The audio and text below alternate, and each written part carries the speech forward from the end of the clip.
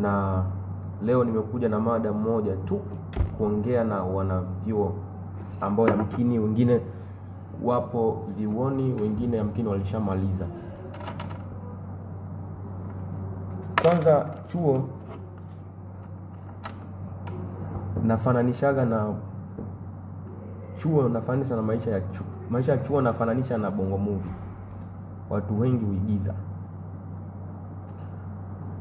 Watu wengi huigiza katika maisha ya chuo.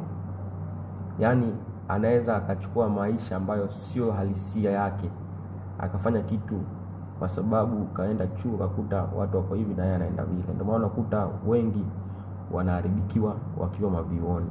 Ukichunguza baadhi ya vijana wetu wengi, anawezekana akatoka nyumbani alikuwa na maadili mazuri, akaenda chuo akarudi hana maadili ambayo alipewa na wazazi wake.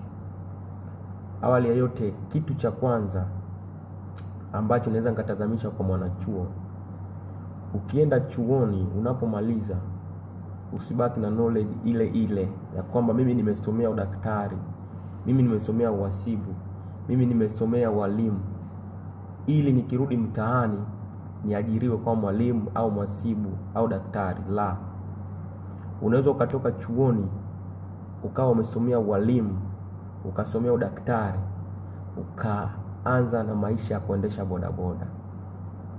Na actually mtu ambaye anafanya hivyo ni mtu ambaye ana akili na ufahamu ule wa juu. Wengi tunaharibikiwa maisha kwa sababu unakuta mtu amesomea walimu, uhasibu, udaktari, alafu anahitaji maisha yale kwamba mimi nikirudi mtaani nitakuwa mwalimu. Unaweza ukarudi mtaani ukahangaikia kazi, usipate kazi ya walimu, ila ukapata kazi ya mkini ya bodaboda, ukapata kazi ya mkini ya hotelia, yaani ukapata kazi nyingine tofauti na kwako.